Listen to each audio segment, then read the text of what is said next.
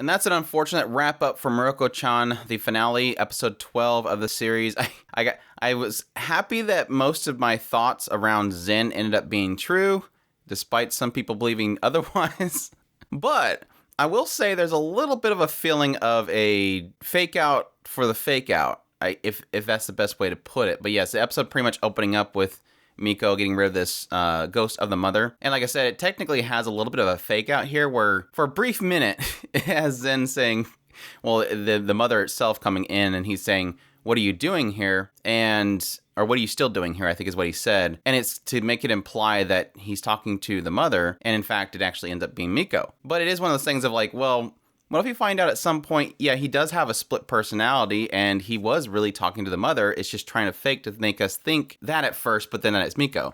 So I don't know. I wouldn't put anything past the writer, but I really do feel like that was kind of us putting that to rest. Like Zen isn't the bad guy. And even equally later on when we do see that he wasn't the scissor guy, like I was kind of insinuating, or that I was speculating. It ends up being this other guy that it implies that he got rid of him, like, completely, because the guy ends up going missing, so it implies that Zen did something terrible to him, but I don't know. But it was cute that we finally got a rest to all the cats as well, which was great, having Hana and all them showing up to see Miko and them all thinking that she's crying for him. But this does lead into, like, some really crazy stuff regarding the 3 saves, because now she's not sure if she needs to go and give thanks to the shrine because of those 3 saves. And it had this whole crazy dream segment where she's trying to give thanks to this creature. And all the while, they're getting angry about the offerings that she gives and everything is just kind of falling apart around her. I really wasn't sure. It's one of those moments where I'm really trying to play out in my head what exactly is going to be the effect here. Is it the fact that she didn't offer the correct thing? Because she does note the sign, which I don't know what the sign says, but she's trying to figure out how it would read. And I was wondering if the sign maybe gives some indication as to like maybe something that the shrine is dedicated towards that you would have to offer. And because she didn't offer the correct thing, it was angry at her. And then at that point, essentially giving up everything that she was saved from to basically attack her. But no, it just seemed like it was all a dream at that point. Or maybe it wasn't a dream. We don't really know. She could have actually gone there and then it knocked her out and then she woke up at her home thinking that she never did it. But it does seem like it's still following her. So I'm curious as to what that would end up being in the future.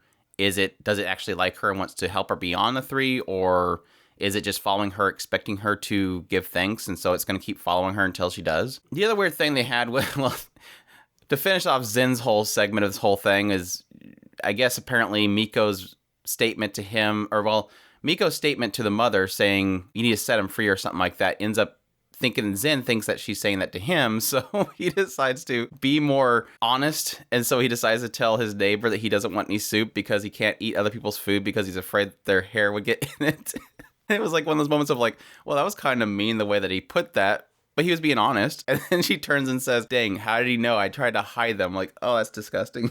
So disgusting. But the other mystery they had in this episode, again, technically leading into the future of the manga, because I do think that this finale did have quite a few kind of jabs in there to say, hey, check out the manga. It wasn't like extremely being a bait, but it technically had it in there. From my understanding, it seems like this will continue on, but it doesn't seem like it has enough for another season quite yet. Thanks, Weeb Gaming.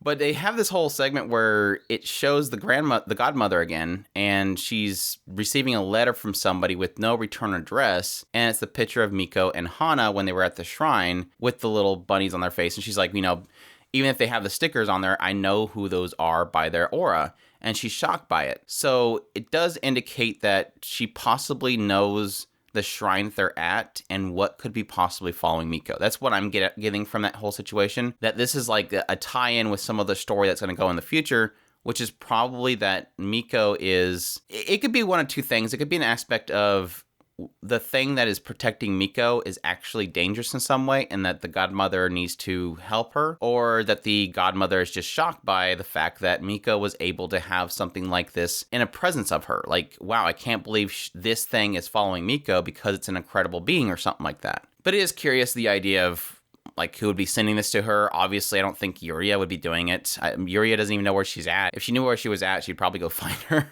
But great episode, bunch of little heartwarming moments. I love when the cats were going to leave Zen and they licked him.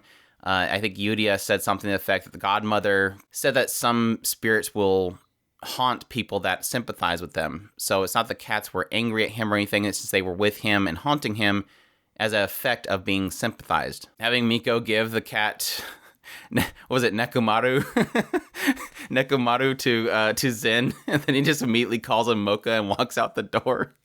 It's kind of one of those disrespectful things when you're like, oh yeah, here's this, can you adopt this? Its name is this, and they're like, oh, thank you, Billy, cool.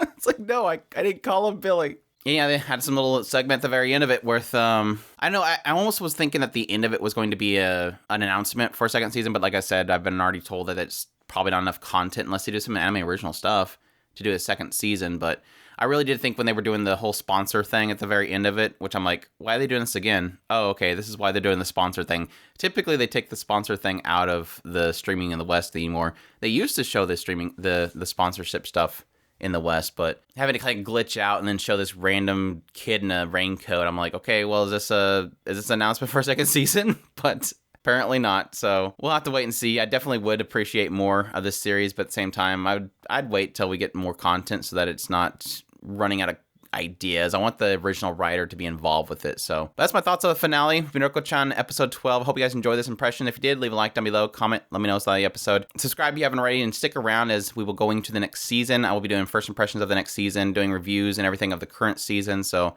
I hope that if you guys are here for Mieruko-chan, you'll stick around, and y'all take care.